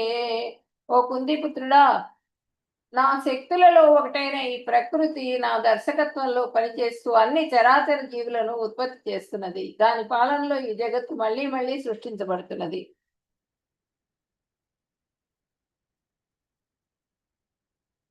మరియు నాశనం అవుతున్నది. ఈ సృష్టి లయాలకి నేనే కారణం. సృష్టించబడుతున్నది జగత్తు, మళ్ళీ లయమైపోతున్నది. ఈ సృష్టి లయాలకి నేనే కారణము. కాబట్టి నేను మనుష్య రూపంలో అవతరించినప్పుడు మూఢులు నన్ను గుర్తించలేకున్నారు. ఆయన వచ్చేసారు ఇక్కడికి, మన దీనికి వచ్చేసారు. మన ద్వాపర యుగంలో భగవంతుడుగా డైరెక్ట్గా వచ్చారు. భగవంతుడు వచ్చినప్పటికీ ఆయన ఎవరు గుర్తించారు? ఎవరు గుర్తించలే. ఇక్కడ రాసే యాగం జరిగేటప్పుడు బల ప్రదర్శన ఇక్కడ చూడండి. కృష్ణుణ్ణి తిట్టడం మొదలు పెట్టాడు శిశుపాలుడు గుర్తించకుండా. అలాగే కంసుడు, జరాసంధుడు, బోళ్ళు మంది రాక్షసుల్ని సంహరించారు. ఎవరు? పౌండ్రక వాసుదేవుడు నేనే వాసుదేవుడిని, నువ్వు వాసుదేవుడివి కాదన్నాడు ఆయన. ఆయన అన్ని కూడా పెట్టుకొని బుధికీర్తులన్నీ పెట్టుకొని పౌండ్రక వాసుదేవుడు నేను వాసుదేవుడిని అని చెప్పడం జరగటం మొదలు పెట్టాడు వేషం వేసుకుని. ఇంకా లాస్ట్కి ఆయనతో యుద్ధానికి వస్తాడనమాట, కృష్ణ భగవానుడితో యుద్ధానికి వచ్చినప్పుడు అతన్ని సంహరించేస్తాడు పౌండ్రక వాసుదేవుడు. అట్లా ఎవ్వరు కూడా భగవంతుడిని గుర్తించలేకపోయారు. మనుష్య రూపంలో వచ్చినప్పుడు ఏముందిలే మనతో పాటే ఉన్నాడు, చిన్నప్పటి నుంచి చూసాం కదా, పెరిగాడు కదా, ఏముందిలే అనుకున్నారు. బ్రహ్మదేవుడు కూడా ఆయన అనుమానం వచ్చింది, ఇంద్రుడికి కూడా అనుమానం వచ్చింది, దేవతలు కూడా గుర్తించలేకపోయారు మహేశ్వరుడు అనే విషయాన్ని. శుద్ధ భక్తులు ఆయన పార్షదులు ఉంటారు కదా, ఒక ప్రధానమంత్రి వస్తున్నాడంటే ఆయన ఒక్కడు రాడు, ఆయనతో పాటు చాలా మంది ఉంటారు. అలాగే ఒక ప్రధానమంత్రికే అంత ఏర్పాట్లు ఉన్నప్పుడు భగవంతుడు వస్తున్నాడంటే ఆ భగవంతుడికి తగ్గ ఏర్పాట్లన్నీ చేయటానికి ముందు వచ్చేసారు వాళ్ళు. ఆయన పార్షదులందరూ కూడా వచ్చి ఆయనకు అన్ని ఏర్పాట్లు చేసేసారు అక్కడ కింద చేసి. గోకులం ఇక్కడ నందవ్రజంలో గోపికలు వీళ్ళందరూ కూడా ఆయన దగ్గర ఉన్నటువంటి పార్షదులు అన్నమాట వాళ్ళందరూ కూడా. కాబట్టి శుద్ధ భక్తులు. అట్లా మనుష్య రూపంలో అవతరించినప్పుడు మూఢులు గుర్తించలేరు, శుద్ధ భక్తులు మాత్రమే ఆయన్ని గుర్తించి ఆయన సేవే ముఖ్యంగా చేశారు. ఆయన ఆనందమే నా ఆనందం అన్నట్లుగా గోపికలు గోపవాళ్ళు వాళ్ళందరూ కూడా ఆయనదే లోకంగా బతికారు వాళ్ళు అని చెప్తున్నారు అన్నమాట ఇక్కడ మనకి. మహాత్మానస్తు మాం పార్థ దైవీం ప్రకృతిమాశ్రితాః భజంచనన్య మనసో జ్ఞాత్వా భూతాదిమవ్యయం. ఓ పార్థ, నా యొక్క దివ్యమైన శక్తిని ఆశ్రయించిన మహాత్ములు నన్ను సమస్త సృష్టికి ఆదిమూలమని తెలుసుకుంటారు. అనన్య చిత్తంతో కేవలం నా యందే మనసు లగ్నం చేసి వారు నా భక్తిలో నిమగ్నమవుతారు. సతతం కీర్తయంతో మాం యతంతస్య దృఢవ్రతాః నమస్యంతస్య మాం భక్త్యా నిత్యయుక్తా ఉపాసతే. ఈ మహాత్ములు ఎల్లప్పుడూ నా దివ్యలీలను గానం చేస్తూ దృఢ సంకల్పంతో పరిశ్రమిస్తూ వినయంతో నా ముందు ప్రణమిల్లుతూ నిరంతరం వారు భక్తితో ఆరాధిస్తూ ఉంటారు. ఎప్పుడు ఆ భగవంతుడిని ఎప్పుడు సంతోష పెడదామా, ఎట్లా సంతోషపడతాడు భగవంతుడు. ఆ కీర్తన చేస్తూ డాన్స్ చేస్తుంటారు ఇస్కాన్ టెంపుల్స్ లో, మీరు చూడండి, లీనమైపోయి డాన్స్ చేస్తుంటారు భగవంతుడి నామం చెప్తూ. ఆ భగవంతుడికి నివేదనలు చేస్తుంటారు, రకరకాల భోగ నివేదన చేస్తూ ఉంటారు భగవంతుడికి. భగవంతుడిదే ఆయన దివ్య లీలలు గానం చేస్తూ ఉంటారు. ప్రతిరోజు కూడా 8 గంటల అయ్యేటప్పటికి భాగవతం చెప్పుకోవాల్సిందే. ప్రతి టెంపుల్లో కూడా భాగవతం చెప్తారు. మన రాధాగోవింద టెంపుల్లో కూడా చెప్తారు. ప్రతి లాంగ్వేజ్ వాళ్ళకు కూడా భాగవతం చెప్పబడుతుంది. మొత్తం ఆన్లైన్ క్లాసెస్ ఇక్కడ. అట్లా అలాంటివన్నీ వింటూ శ్రద్ధగా విశ్వాసంగా ఆ గురువుని కొలుస్తూ ఎవరైతే ఉంటారో ఆ గురువు ద్వారా భగవంతుడి దర్శనం కలగాలి మనకి. ఆ ప్రణామం చేస్తూ ఉంటాడు, దండవట ప్రణామం. పూర్తిగా మనిషి అట్లా దండం అంటే ఏంటి, ఒక కర్ర పడి ఎట్లా అయితే పడిపోతుందో అలా పడిపోతారు భగవంతుడు ఎదురుగుండా. అన్ని అంగాలన్నీ తగలాలి, నేలకి తగిలేట్టుగా నమస్కారం చేస్తారు, దండవత ప్రణామం చేస్తూ ఉంటారు. నిరంతరం వాళ్ళను భక్తితో ఎప్పుడు కూడా కంటిన్యూస్గా భక్తితో ఆరాధిస్తూ ఉంటారు మహాత్ములు, శుద్ధ భక్తులు. ఓ అర్జున, నేను సూర్యుని రూపంలో వేడిని ప్రసరిస్తాను, నేను వర్షమును ఆపుతాను, వర్షాన్ని ఆపుతాను, కురిపిస్తాను. అమరత్వాన్ని, నేను మృత్యు రూపంలో వస్తాను, నేనే శాశ్వతమైన ఆత్మను, తాత్కాలిక పదార్థాన్ని కూడా నేనే. అన్నీ నేనే అని చెప్తున్నారు అనమాట ఆయన. వర్షం తెప్పించేది నేను, వర్షం కురిపించేవాడిని, ఆపేవాడిని కూడా నేనే. సూర్యుడి రూపంలో వచ్చి వేడిని ప్రసరింపజేస్తాను. ఆ సూర్యుడిలో ఉన్నటువంటి వేడి కానీ, చంద్రుడిలో ఉన్నటువంటి కాంతి కానీ అంతా నాదే అని చెప్పి భగవంతుడు చెప్తున్నారు అనమాట ఇక్కడ. వేదాల్లో చెప్పబడిన సకామ కర్మల పట్ల మొగ్గు చూపేవారు నన్ను యజ్ఞయాగాదులతో పూజిస్తారు. యజ్ఞశేషమైన సోమరస్పానం చేయటం ద్వారా పాపాలన్నీ పోయి పవిత్రులైన వీరు స్వర్గలోకాలకు పోవటానికి ఆశిస్తారు. వారు పుణ్యకర్మల ఫలంగా వారు స్వర్గాధిపతి అయిన ఇంద్రుని లోకానికి వెళ్తారు మరియు దేవతల విలాసాల భోగాలన్నీ అనుభవిస్తారు. దేవతల విలాసాలన్నీ కూడా అనుభవిస్తారు. వాళ్ళు స్వర్గలోకానికి వెళ్తారు. స్వర్గలోకానికి వెళ్ళి వాళ్ళు ఆ దేవతలు ఏవైతే ఆనందాలు పొందుతున్నారో అవన్నీ కూడా, భోగాలన్నీ కూడా అనుభవిస్తారు. అనుభవించి మళ్ళీ వాళ్ళ పుణ్యం అంతా కంప్లీట్ అయిపోగానే మళ్ళీ భూలోకంలో మళ్ళీ జన్మ తీసుకుంటూ ఉంటారు. ఆ సకామ కర్మల పట్ల మొగ్గు చూపేవాళ్ళు. వాళ్ళు ఏం చేస్తారంటే యజ్ఞం ద్వారా భగవంతుడిని మెప్పించాలని చూస్తారు. యజ్ఞశేషమైన సోమరసం తాగాలని చెప్పినని చూస్తారు.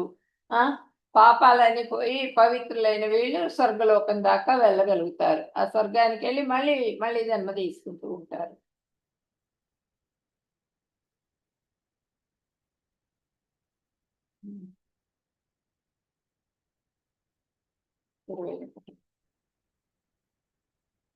స్వర్గలోకం యొక్క విశాలమైన భోగాలు అనుభవించడితే వారి పుణ్యఫలం అంతా తరిగిపోయిన తర్వాత వారు తిరిగి భూలోకానికి వస్తారు. ఈ విధంగా భోగ వస్తువు ప్రాప్తికై వైదిక కర్మకాండలను ఆచరించే వారు భూలోకానికి పదే పదే వచ్చిపోతూ ఉంటారు. భూలోకంలో మళ్ళీ వచ్చేస్తూ ఉంటారు. ఆ స్వర్గలోకంలోకి వెళ్తారు, మళ్ళీ భూలోకంలోకి వస్తారు, మళ్ళీ పుడుతూ ఉంటారు, మళ్ళీ చచ్చిపోతూ ఉంటారు. మళ్ళీ మళ్ళీ జనన మరణాలు అనేవి వీళ్ళకి సంభవిస్తూనే ఉంటాయి. చాలా మంచి మంచి శ్లోకాసు.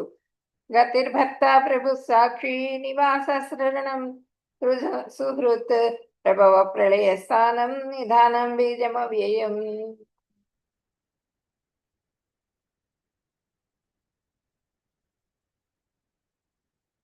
నెక్స్ట్ ఇంకొక మంచి శ్లోకం వస్తుంది.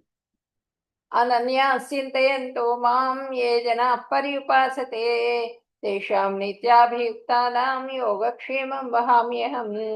కానీ నా దివ్య రూపంలో స్మరిస్తూ అనన్య భక్తిలో నిమగ్నమై నాయందే మనస్సు నిలిపిన వారికి లేనిదేదో అది సమకూర్చి పెడతాను మరియు వారికి ఉన్నదాన్ని సంరక్షిస్తాను. వాళ్ళకు ఉన్నదాన్ని నేను సంరక్షిస్తాను, లేని దాన్ని సమకూర్చి పెడతాను అని చెప్పి భగవంతుడు చెప్తున్నారు అనమాట ఇక్కడ. అన్నీ నేనే చూసుకుంటాను, నీకు కావాల్సినవన్నీ కూడా అని చెప్పి చెప్తున్నారు.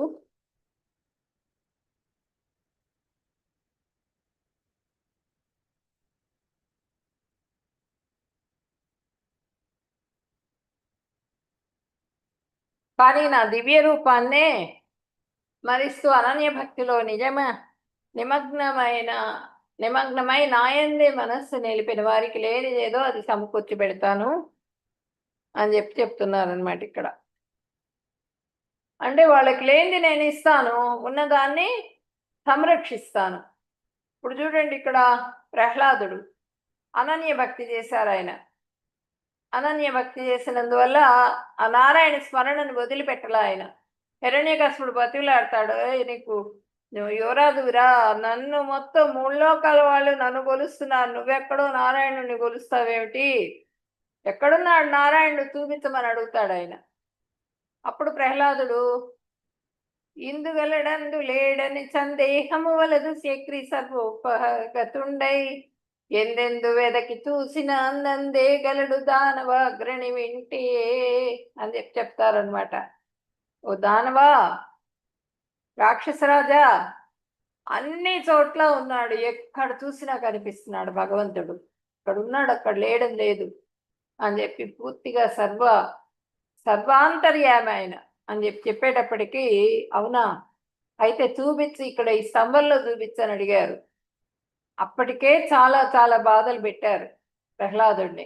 విష ప్రయోగం చేయించటము, మళ్ళా సర్పాలు పెట్టి కనిపించడము, కొండల మీద నుంచి నెట్టేయటము, ఆ సముద్రంలో తీసుకెళ్లి పారేయటము. చిన్న పిల్లవాడు, చాలా కష్టాలు పెడతారు. ఆయన ఆ కష్టాలన్నీ కూడా ఆయనకి ఏవి కూడా ఆయనకి తెలియలే.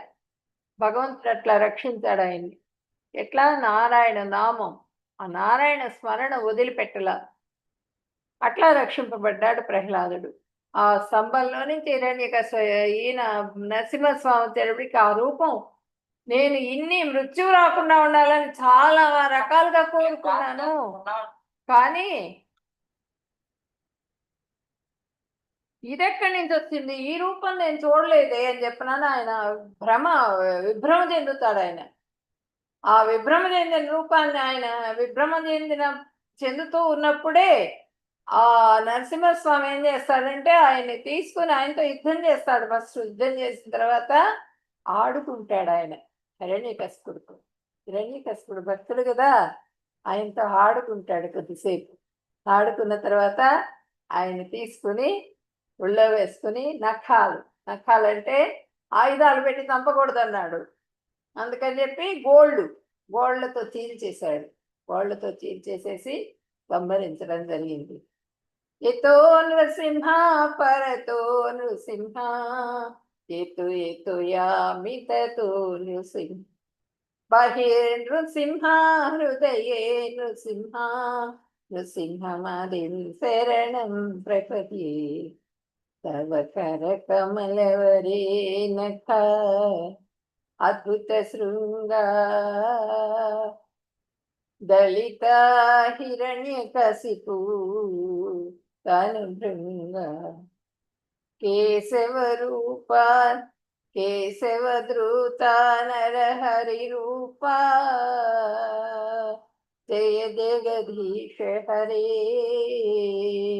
జయ జగదీశ హరే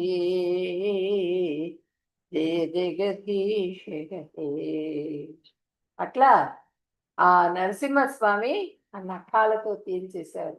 అట్లాగే ఇక్కడ ఆ కుచేలుడికి ఐశ్వర్యాన్ని ఆయనకు ఉన్నటువంటి దారిద్ర్య బాధను తొలగించారనమాట. ఆయన్ని రక్షించారు కృష్ణ భగవానుడు. అంటే ఆర్తులందరినీ కూడా ఆయన ఎవరైతే శరణు వేడుకుంటారో ఆ శరణు వేడుకున్న వాళ్ళని ఆయన తప్పకుండా కాపాడతారు. ఆర్తరక్షపరాయణ.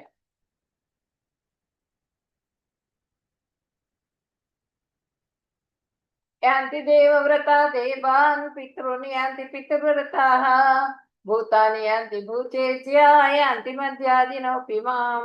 దేవతలను పూజించేవారు దేవతల ఎద్దు జన్మిస్తారు, పితృదేవతలను ఆరాధించేవారు పితృలోకాలకు వెళ్తారు, భూత ప్రేతాలను అర్చించేవారు అలాంటి వాటిల్లోనే పుడతారు, మరియు నా భక్తులు నన్నే చేరుకుంటారు. నా భక్తులైతే ఎవరైతే ఉంటారో వాళ్ళు నన్నే చేరుకుంటారు అని చెప్పనని భగవంతుడు చెప్తున్నారు అనమాట. దేవతలను పూజించే వాళ్ళు ఆ దేవతల లోకాలు, ఇప్పుడు స్వర్గాధిపతి ఇంద్రుడిని పూజ చేస్తారు, ఆ స్వర్గం దాకా వెళ్తారు, మళ్ళీ వెనక్కి వస్తారు. ఆ బ్రహ్మలోకం నుంచి వస్తుందిట చెట్టు. ఆ బ్రహ్మలోకంలో కూడా జీవరాశులు ఉన్నాయి. వాళ్ళు కూడా మళ్ళీ జన్మలు తీసుకుంటారు. ఆ బ్రహ్మగారిని పూజ చేస్తే అక్కడ దాకా వెళ్తారు, వెనక్కి తిరిగి వస్తారు. మళ్ళీ పితృలోకాలకి వెళ్తే ఆ పితృదేవతల ఫోటోలు పెట్టుకొని వాళ్ళకి పూజలు చేస్తూ ఉంటారు. వాళ్ళు పితృలోకాల దాకా వెళ్తారు, వెళ్ళి అక్కడి నుంచి మళ్ళీ జన్మ తీసుకుంటారు. అట్లా భూత ప్రేతాలకు చేస్తూ ఏదైనా కష్టం రాగానే వెళ్ళిపోయి ప్రశ్న అడుగుతారు. ప్రశ్న అడిగి వాడు ఏదో తాయిత్తిస్తాడు, లేకపోతే మంత్రం చెబుతాడు, ఈ మంత్రం చెయ్యి అంటే అట్లా వాళ్ళు భూత ప్రేతాలను ఆరాధిస్తూ ఉంటారు అనమాట. చెట్లను పూజ చేస్తూ ఉంటారు. అవన్నీ ఆరాధించే వాళ్ళు అందులోనే ఆ లోకాల్లో పుడతారట. మరియు నా భక్తులు నన్నే చేరుకుంటారు. వీళ్ళు నా భక్తులు ఎవరైతే ఉంటారో డైరెక్ట్గా భగవంతుడిని ఎవరైతే కొలుస్తారో వాళ్ళు భగవంతుడి దగ్గరికే చేరుకుంటారు అని భగవంతుడు చెప్తున్నారు. ఇక్కడ కుచేలుడు, ఇక్కడ శబరి, ఆమె అందరూ వెళ్ళిపోతారు. ఆ ఆశ్రమంలో మునులు అందరూ, వాళ్ళ గురువు గారు అందరూ కూడా వెళ్ళిపోతూ ముక్తిని పొందుతూ ఉంటారు. ఆ ముక్తికి వెళ్ళిపోతూ నేను కూడా వస్తానంటే, నువ్వు ఉండమ్మా, రాములు వారు వస్తారు ఇప్పుడు, వచ్చినప్పుడు మన ఆశ్రమానికి వచ్చినప్పుడు ఎవరు ఆతిథ్యం ఇవ్వడానికి ఉండకపోతే కష్టమవుతుంది, నువ్వు ఉండమని ఆమె నుంచి వెళ్తారు. అప్పుడు ఆమె కళ్ళల్లో ఒత్తిలేసుకొని ఎదురు చూస్తుంది రాముల వారి కోసం, దర్శనం కోసం. చూసి ఆ రాముల వారు వచ్చిన తర్వాత ఆయన సేవ చేసుకొని ఆమెని ముక్తి పొందుతారు. ఇక్కడ గజేంద్రుడి గురించి మనం ఆల్రెడీ చెప్పుకున్నాం కదా. ఈ మొత్తం కూడా ఈ భూలోకం మొత్తం, భౌతిక లోకం మొత్తం కూడా ఇటువంటి మొసళ్ళ చేత నిండిపోయి ఉంటుంది అనమాట. ఈ మొసళ్ళు మనల్ని కరుస్తూ ఉంటాయి, గజేంద్రుడిని పట్టుకున్నట్టుగా మనల్ని పట్టుకుంటూ ఉంటాయి, పీడిస్తూ ఉంటాయి. ఈ మొసలి బారి నుంచి బయటపడాలంటే మనం ఏం చేయాలి? భగవంతుడి స్మరణ చేయాలి. పూర్తిగా భగవంతుడు గుర్తుకు రావాలి మనకి. భగవంతుడు గుర్తు రాడు మనకి. ఎట్లా బయటపడదామనే ఆలోచిస్తాం దాంట్లో నుంచి. అదే చాలాసేపు చేశాడు ఆయన. చాలాసేపు యుద్ధం చేశాడు, 1000 సంవత్సరాలు యుద్ధం చేశాడు ఆయన. చేసిన తర్వాత లాస్ట్కి ఆయనకి గుర్తుకొస్తాడనమాట భగవంతుడు. అట్లా మనం కూడా ఎట్లా మనం బయటపడాలని చూస్తాం కానీ భగవంతుడిని గుర్తు చేసుకోం. పత్రం పుష్పం ఫలం తోయం యో మే భక్త్యా ప్రయచ్చతి తదహం భక్త్యుపహృతం అస్నామి ప్రయతాత్మన. స్వచ్ఛమైన మనసు గల నా భక్తుడు ప్రేమతో భక్తితో ఆకును కానీ పుష్పాన్ని కానీ పండును కానీ జలాన్ని కానీ ఏది సమర్పిస్తే దాన్ని నేను స్వీకరిస్తానని చెప్తున్నారు. సంతోషంగా స్వీకరిస్తానని చెప్పి ఇక్కడ ఈమె పండ్లు అమ్ముకుండే ఆమె దగ్గరికి వచ్చి ఈ పండ్లన్నీ నాకు కావాలని అడిగాడు ఆయన. ఆ వీధిలో పోతుంటే పిలిచి ఆమె సంతోషంగా పండ్లన్నీ ఇచ్చేసింది. ఫలితం అడగల, ఆమె ఎంత అన్నది చెప్పకుండా మొత్తం ఇచ్చేసింది. అంటే ఆ కృష్ణ భగవానుడి లీలల గురించి ఆమె వింటున్నది. ఎప్పుడైనా దర్శనం కలుగుతుందా ఆయన్ని చూద్దామని ఆమె ఎదురు చూస్తున్నది అనమాట. ఆ రోజు ఆయన దర్శనమిచ్చి ఆ ఫలాలన్నీ కూడా తీసుకుని ఆమెకి పూర్తిగా ఆ జన్మకి సరిపడా ఐశ్వర్యాన్ని ఇచ్చారు భగవంతుడు ఆమెకి. ఆ బుట్టలో 4 గింజలు తీసుకొచ్చి వేస్తారు. ఆ 4 గింజలే కావలసినన్ని మణులు అయిపోతాయి అన్నమాట ఆ బుట్టలో. అయిపోయి ఆమె పూర్తిగా ఆ జీవితం మొత్తం కూడా హ్యాపీగా ఆనందంగా గడుపుతూ ఆ కృష్ణ భక్తిలో భగవత్ ప్రాప్తిని పొందింది, మోక్షాన్ని పొందింది. What are the things to be offered to Krishna? పత్రం, పుష్పం, ఫలం.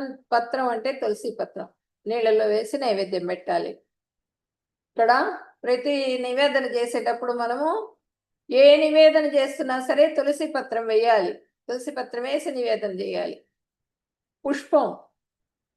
పుష్పాన్ని సమర్పించాలి భగవంతుడికి. అందమైన పుష్పాలు, సుగంధభరితమైన పుష్పాలని సమర్పించాలి. ఫలం, పండ్లు, రకరకాల పండ్లు. తోయం అంటే నీళ్లు, జలం. ఈ జలంలో మనం తులసి దళం వేసి నివేదన చేయాలి. యత్కరోషి యదస్నాసి యజ్జుహోషి దదాసి యత్తపస్యసి కౌంతేయ తత్కురుష్వ మదర్పణం. ఓ కుంతిపుత్రుడా, నీవు ఏ పని చేసినా, ఏది తిన్నా, యజ్ఞములలో అగ్నికి ఏది సమర్పించినా, ఏది దానం ఇచ్చినా, మరియు ఏ తపస్సు ఆచరించినా వాటిని నాకు సమర్పించి చేయము. ఏ పని చేసినా సరే నువ్వు అన్నీ కూడా నా గురించి చెయ్యి, నాకు అర్పించు. యజ్ఞం చేస్తే నాకు అర్పించు, ఆ అగ్నిదేవుడి ద్వారా నాకు చేరుతుంది. అంటే ఏది చేసినా కూడా ఒక వృక్షం ఉంటుంది.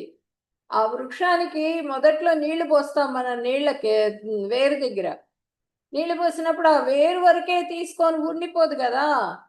ఆ వేరు మొత్తం కూడా ఆ బలాన్ని అంతా చెట్టు మొత్తానికి ఇస్తుంది. ఆకులు పండ్లు అన్నీ కూడా తీసుకుంటాయి బలాన్ని. అదేవిధంగా మనం భగవంతుడిని కొలిచినప్పుడు ఆ అందరినీ కూడా కొలిచినట్టే, అన్ని దేవతల్ని కొలిచినట్లే అనమాట, అందరినీ ఆరాధించినట్టే. ఏది చేసినా కూడా నా కోసం చెయ్యి అని చెప్తున్నారు ఇక్కడ. దానం చేసిన, తపస్సు చేసి అన్నీ కూడా శుభాశుభఫలైరేవం మోక్షసే కర్మబంధనై సన్యాసయోగయుక్తాత్మా విముక్తో మాముపైష్యసి.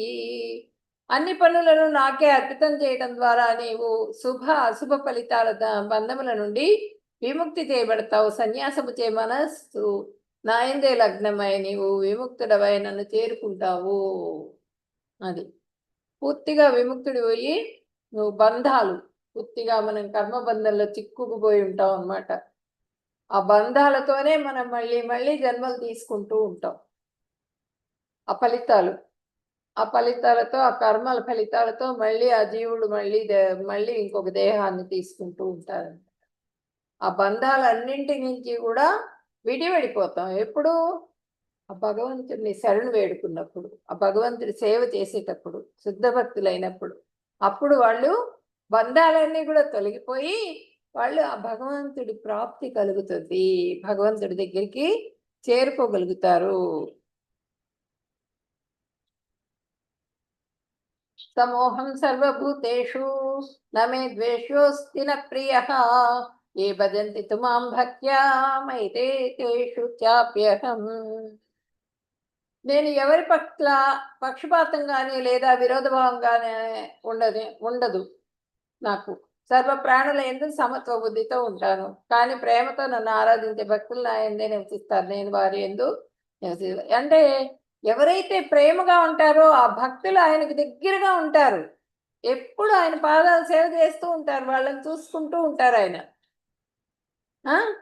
ఎవరైతే ప్రేమతో సిద్ధభక్తి కలిగి ఉంటారో వాళ్ళు నాకు దగ్గరగా ఉంటారు, వాళ్ళకి దగ్గరగా నేను ఉంటానని చెప్తున్నారు భగవంతుడు. అన్నీ ఆయనకే సమర్పించేసేయాలి. ఇప్పుడు చూడండి, నాకు ఇది కావాలి అని అడుగుతున్నది అమ్మాయి, కుక్క పిల్లని చూపించి. అంటే మనం కోరుకునే కోరికలన్నీ కూడా అలాగే ఉంటాయి భౌతికంగా, ఆ కుక్క పిల్లలాగే ఉంటాయి. ఆ కుక్క పిల్ల నాకు కావాలని అడుగుతోంది. అంతకన్నా మెరుగైంది, ఇంకా మంచి ఫలం నీకు ఇస్తా నేను, ఫలితం అడగకుండా సేవించు నన్ను. సేవించినప్పుడు ఆ ఫలితం అన్నది నేను చూసుకుంటానని చెప్తున్నారనమాట భగవంతుడు. క్షిప్రం భవతి ధర్మాత్మా స్వశాంతిం నిగచ్చతి కౌంతేయ ప్రతిజానీహి తమే భక్త ప్రణశ్యతి. త్వరితగతిని వారు ధర్మాత్ములుగా అవుతారు, శాశ్వతమైన శాంతిని పొందుతారు. కుంతిపుత్రుడా, నా భక్తుడు ఎన్నటికీ నష్టములకు కానీ గురికాడు. కానీ ధైర్యం, ఆ విషయాన్ని ధైర్యంగా ప్రకటించము అంటున్నారు.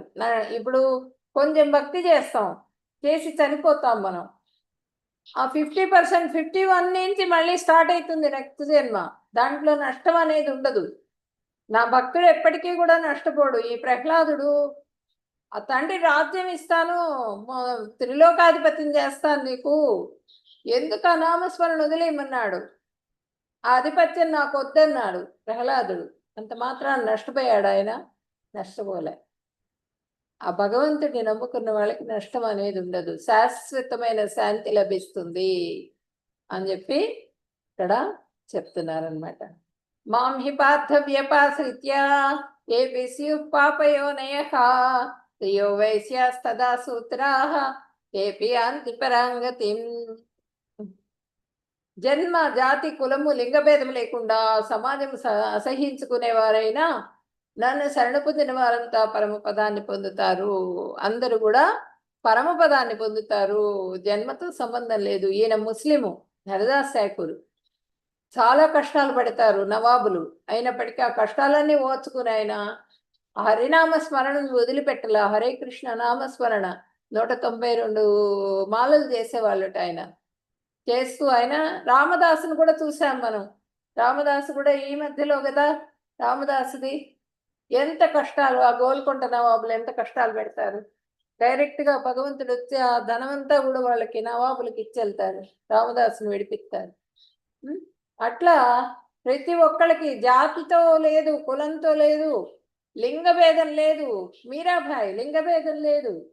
ఆడవాళ్ళు కానీ మగవాళ్ళు కానీ ఎవ్వరు కానీ సమాజం అసహించుకునేవారైనా సరే నన్ను శరణు పొందితే వాళ్ళకి పరమపదాన్ని చూపిస్తాను, నా దగ్గరికి తీసుకెళ్తాను, పరమపదాన్ని పొందుతారు వాళ్ళు. మన్మనాభో మద్భక్తో మజ్జాది మాం నమస్కురు మామే వైశ్యసి త్వైవం ఆత్మానం మత్పరాయణ. నీ మనస్సును ఎల్లప్పుడూ నన్నే స్మరించడంలో నిమగ్నం చెయ్యి.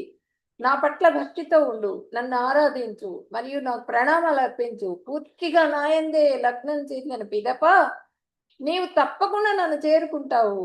పూర్తిగా శుద్ధ భక్తుడు అయినప్పుడు, దృఢమైన విశ్వాసంతో నన్ను కొలిచినప్పుడు నువ్వు తప్పకుండా నన్ను చేరుకుంటావు. మన్మనాభవ మద్భక్తో, నా భక్తుడివిగా. మధ్యాజీమాం నమస్కురు, నాకు నమస్కారం చేయి. నాకు చెయ్యి, నేనే భగవంతుడిని అని చెప్తున్నారు భగవంతుడు. అయినా కూడా మనం నమ్మలేదనుకోండి, మనం మూఢులం, మళ్ళీ మళ్ళీ మళ్ళీ మళ్ళీ జన్మలు తీసుకోవాల్సిందే. వాంఛకల్పతరుభ్యశ్చ కృపా సింధుభ్యేవ చ పతితానాం పావనేభ్యో వైష్ణవేభ్యో నమో నమః. హరే కృష్ణ కృష్ణ కృష్ణ హరే హరే, హరే రామ రామ రామ హరే హరే. హరే కృష్ణ. భక్తులందరికీ ప్రణామాలు. హరే కృష్ణ. ఈరోజు చాప్టర్లో ఏమైనా డౌట్స్ ఉన్నాయా? ఒక్క నిమిషం మాతాజీ. హరే కృష్ణ. హలో హలో చెప్పండి మాతాజీ. మీరు అన్నారు రెండవ శ్లోకంలో రాజవిద్య రాజగుహ్యం పవిత్రం ఇదముత్తమం ప్రత్యక్షావగమం ధర్మ్యం సుసుఖం కర్తుమవ్యం అని చెప్పేసి, అన్ని విద్యల్లో కల్లా రాజు అని చెప్పేసి రాజ విద్య. అవును. మరి పరవిద్య అని అన్నిటికంటే గొప్ప విద్య అని చెప్తారు కదా. రాజ విద్య అంటే రాజశాసనం దాన్ని మించింది ఏదన్నా ఉందా? లేదు. రాజు ఏ శాసనం చేస్తే ఆ శాసనం ప్రకారంగా. అవును, పరమాత్ముడు ఉపదేశించింది ఇది. కానీ పర విద్య అంటే చతుర్వేదముల యొక్క విద్య అని చెప్తారు కదా. లేదు, ఇదేంటంటే ఈ విద్య అవ్యయమైన విద్య. అవ్యయం అని చెప్పాను, నా సింపుల్ అయినటువంటిది ఈ విద్య. అవ్యయం, వ్యయం కానటువంటి గుహ్యతమమైన జ్ఞానం ఇది. ఈ జ్ఞానాన్ని నీకు ఇస్తున్నా, ఎంతో ఎంతో రహస్యమైనటువంటి జ్ఞానం ఇది. ఈ జ్ఞానం అంటే, జ్ఞానం అంటే మనము శుద్ధ భక్తిగా తీసుకోవాలి ఇక్కడ అర్థం. ఆ శుద్ధ భక్తి దృఢ విశ్వాసంతో చేస్తేనే మనకు అబ్బుతుంది, లేకపోతే అబ్బదు. ఇంకొకటి మీరు అన్నారు పుష్పం ఫలంతో ఆ శ్లోకాన్ని బట్టి సాక్షాత్తు విష్ణుమూర్తే గరుత్మంతుల వరకు చెప్తారు. ఆయనకు అత్యంత ప్రీతికరమైనవి 8 పుష్పాలు అంటే ఆయన ఏ విధంగా. ఏం లేదు ప్రభుజీ, ఒక గడ్డిని తీసుకుని, మన దగ్గర ఏమీ లేదు, గడ్డి పరకు ఉంది. ఆ గడ్డి పరకు భావగ్రాహి జనార్దన. మనకి 8 రకాల పుష్పాలు, ఇవన్నీ కూడా మనకి భౌతికమైనటువంటి, ఇవన్నీ కూడా నేను పూర్తిగా చెప్పేది వినండి మాతాజీ. అహింస, ఇంద్రియ నిగ్రహ, సర్వభూత దయ, క్షమ, శాంతి, తప, ఇంకోటి మాకు ప్రభుజీ ఈ ఇస్కాన్ లో మాకు బుక్ లో ఉన్నది, మాకు శిక్షా గురువులు చెప్పిందే మేము చెప్పాలి. వేరే బుక్స్ లో ఉన్నది అవన్నీ కూడా మేము చెప్పకూడదు. ఓకేనా? మాకు గురువు ఉపదేశం ప్రకారంగా, ఆ గురువు ద్వారానే, ఆ గురువు చెప్పినట్టు నడుచుకోవాలి మేము. ఓకే. మీరు ఇంకో మాట అన్నారు రామదాసు గురించి. రామదాసు అన్ని కష్టాలు పడ్డాడు అని చెప్పేసి, కర్మఫలం అనుభవించింది పరమాత్ముడు రాడు. అనుభవించినాకే వస్తాడు. దేవకి వసుదేవులు అంతటి వారికే ఎక్సెప్షన్ లేదు. శుద్ధ 14 సంవత్సరాలు భక్తులైనప్పుడు రాముడిని అరణ్యవాసానికి భక్తితో చేసేటప్పుడు ఆ కర్మఫలాన్ని కూడా ఆనందంగానే అనుభవించాడు రామదాసు. అవును. అవును. ఓకే. భక్తితో మనం అనర్థాలన్నీ కూడా వాతంటితవే తొలగిపోతాయి, దోషాలన్నీ కూడా తొలగిపోతాయి. ఆ కర్మలనేవి దోషాలు, ఆ దోషాలన్నీ కూడా ఆటోమేటిక్గా తొలగిపోతాయి మనకి. భక్తి, శుద్ధ భక్తి ముఖ్యం, దృఢ విశ్వాసం ముఖ్యం. అది ఉన్న వాళ్ళకి అన్నీ తొలగిపోతాయి. ఓకేనా ప్రభుజీ? ఇంకొక లాస్ట్ ఒకటే ఒక క్వశ్చన్. మీరు అన్నారు అంటే మొక్కల్ని కానీ వీటిని పూజించొద్దు అని చెప్పేసి చెట్లని. తులసిని పూజిస్తాం మనం. తులసి రావిని తులసి తులసి తులసి భక్తురాలు. ఆమె ఎప్పుడు లక్ష్మీదేవి కన్నా గొప్పదిట ఆమె తులసి. ఎందుకంటే మరి మీరు లక్ష్మీదేవి పూజించొద్దు. తులసిని పూజించొద్దని అనలేదు. పెద్ద పెద్ద చెట్ల దగ్గరికి వెళ్ళి పూజలు చేస్తూ ఉంటారు. ఆ మాతంగులని వాళ్ళ దగ్గర అవన్నీ అడుగుతూ ఉంటారు, ప్రశ్నలు దాని గురించి. నాకు అది తప్పు. రావి చెట్టు విష్ణు మీకు లక్ష్మీ అర్థమైంది రూపాలు. కదా, అర్థమైంది కాబట్టి చాలు. నేను తులసిని పూజించమని చెప్పాను. పత్రం పుష్పం ఫలంతో ఎల్లో ఫస్ట్ తులసి దళాన్ని ప్రతి దాని మీద కూడా నివేదనకి మనం తులసి దళం వేస్తేనే భగవంతుడు స్వీకరిస్తాడు. తులసి దళాన్ని వేసి నివేదన చేయాలని మా పద్ధతిలో ఉంది. మేము తులసి దళం వేసి నివేదన చేస్తాం. తులసి అంత పవిత్రమైంది కాబట్టి తులసిని విమర్శించలేదు నేను. ఓకేనా? హరే కృష్ణ. హరే కృష్ణ. ఇంకెవరైనా ఉన్నారా? డౌట్స్ ఎవరికైనా ఉన్నాయా? నాకు ఇప్పుడు క్లాస్ ఉంది, ఇంకో క్లాస్ ఉంది అర్జెంటుగా. డౌట్స్ ఏమైనా ఉంటే అడగండి, లేకపోతే హరే కృష్ణ. చెప్పండి. ఇప్పుడు రావి చెట్టు శ్రీకృష్ణునికి ఇష్టము అంటారు, అది కరెక్ట్ మాతాజీ? రావి చెట్టు అంటే అది మనకి అశ్వత్థ వృక్షం నారాయణుడు స్వరూపం. అది ఆ నారాయణుడిని ధ్యానం చేస్తూ నారాయణుడి పాటలే పాడుకుంటూ ఆ నారాయణుడి దీంట్లోనే దానికి పూజ చేసినా కూడా అసలు డైరెక్ట్గా నారాయణుడు మన్మనాభవ మద్భక్తో నా దగ్గరికి వచ్చేసే నన్నే పూజ చేయమని చెప్తున్నారు. కాబట్టి చిట్లు పుట్టలు ఇవన్నీ ఎందుకు మనకి చెప్పండి? అవన్నీ వైద్య ప్రకారంగా కూడా మనకి అవి దేవతలు అని చెప్పడం జరిగింది శాస్త్రాల్లో. అదేంటంటే ఆ గూఢంగా మనం ఆ గూఢంగా రహస్యం దగ్గరికి వెళ్ళలేకపోతున్నాం. అందువల్ల దాని వరకే ఉండి అంతవరకు చేసి వెళ్ళిపోతూ ఉన్నాం అనమాట. అర్థమైందా ప్రభుజీ? ఆ గుహ్యమైనటువంటి రహస్యాన్ని మనం అందుకోవాలి. ఆ గుహ్య రహస్యం ఏది అంటే ఆ భగవంతుడి ప్రాప్తి ఎప్పుడు కలుగుతుంది అంటే మనకి ఆ పాదాలు పట్టుకుని ఆయన్ని డైరెక్ట్గా నన్ను చెయ్యి, నా పూజ చెయ్యని మన్మనాభవ మద్భక్తో నేనే భగవంతుడిని నన్ను పూజించు అని చెప్పిన తర్వాత కూడా మనం గుర్తించలేదు అనుకోండి, ఇప్పుడు మనం మళ్ళీ జన్మలు తీసుకోవాల్సి వస్తుంది. హరే కృష్ణ. థ్యాంక్ యూ మాతాజీ. హరే కృష్ణ. హరే కృష్ణ. అందరికీ ధన్యవాదాలు. ఈరోజు నేను ఎండ్ చేసేస్తున్నాను ఇంకా క్లాసు. అందరూ ధన్యవాదాలు. ధన్యవాదాలు. హరే కృష్ణ.